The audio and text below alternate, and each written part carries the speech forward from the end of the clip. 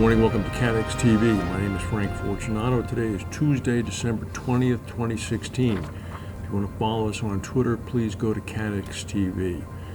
German media is reporting that the driver, or the man that they arrested yesterday or last evening in Berlin after the truck ramming incident in a Berlin market, may not have been the driver. They may have arrested the wrong man. The man they did arrest was a Pakistani asylum seeker. And the attack, which occurred in a German market, a popular Christmas market, packed with holiday shoppers outside the Kaiser Wilhelm Memorial last night.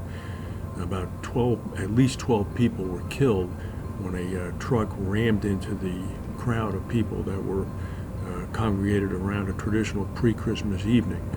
The location was near the Berlin Metro Zoo station. The German Interior Minister said that there is no doubt that the attack was intentional. A senior police chief told German newspapers, "We have the wrong man and therefore a new situation. The true perpetrator is still armed, at large, and can cause fresh damage." Apparently there was also a shooting incident involved during the truck attack. The crash came less than a month after the American State Department called for caution in markets and other public places across Europe, saying extremist groups were focusing on the upcoming holiday season and associated events. Meanwhile, on the same day in Ankara, Turkey, the Russian ambassador was assassinated.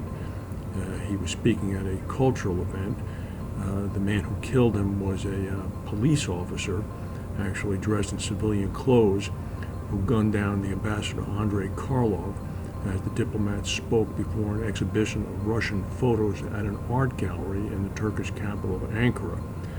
The murderer, a 22-year-old man who was an officer with the riot police, denounced Russia's role in the Syria war, saying, "Don't forget Aleppo, don't forget Syria."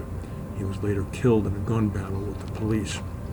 Russian detectives arrived in Ankara, Turkey earlier today to assist in the investigation. The American embassy in Ankara, meanwhile, was also closed earlier today after shots were fired nearby.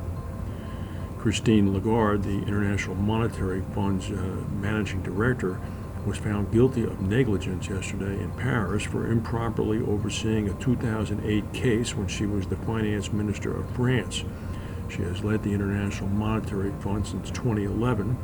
Immediately after the guilty verdict, the International Monetary Fund's executive board expressed full confidence in Ms. Lagarde. She has maintained her innocence throughout, saying that she may have been unknowingly negligent, but that she did her job as well as she could at the time. Yesterday as well, in downtown Zurich, near the main Zurich railroad station, a man burst into a prayer hall at an Islamic center at about 5:30 p.m. local time and began shooting. 3 people were wounded. The man then escaped in the direction of the train station. About 2 hours later, a body was found. Zurich police have suspended the search for the perpetrator, and they're having a press conference today. It's likely that the body that was found was in fact the shooter. A 5.8 magnitude earthquake struck on Ecuador's Pacific coast yesterday. It killed at least 2 people and injured 15 others. It was off the coast of Atacama in the Esmeraldas province, northwest of the capital of Quito. Houses and hotels in Esmeralda were damaged by the earthquake. 3 hotels were destroyed. Earlier this year, the area was devastated by a 7.8 earthquake that killed about 700 people and displaced thousands. Union officials say that a strike by unpaid workers has halted flights of Nigeria's biggest airline, stranding thousands of passengers just before Christmas. Arik Air operations have been halted since before dawn today. Pilots apparently have not been paid for up to 5 months. 2 other Nigerian airlines suspended operations several weeks ago, and 2 international carriers recently ceased flying routes into the country. Well, tomorrow is the shortest day of the year in the northern hemisphere, meaning that tomorrow will be the longest day of the year in the southern hemisphere. They're in the midst of high summer. Santiago, Chile, which has a high altitude, temperatures are usually relatively moderate even during the summer.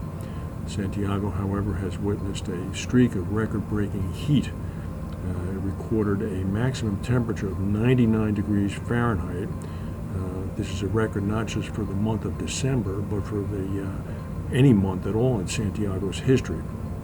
Chile's meteorological service has called this heat extreme, and the health ministry advices have been given to drink plenty of water and avoid outdoor activity. Chile is not alone in the hot spell. Temperatures are high across parts of central Argentina. Buenos Aires' average temperature for December is about 27 degrees Fahrenheit, 27 degrees Celsius, and that's been recorded only twice this month. So, as the southern hemisphere enjoys intense warmth, here in the northeast in New Jersey this morning it was 12 degrees Fahrenheit. Tomorrow will be the shortest day of the year. After that, the days will begin to get slightly longer every day in the northern hemisphere. That's the news for today. If we have any breaking news, we'll come back and tell you. Thank you for watching, and we'll see you tomorrow.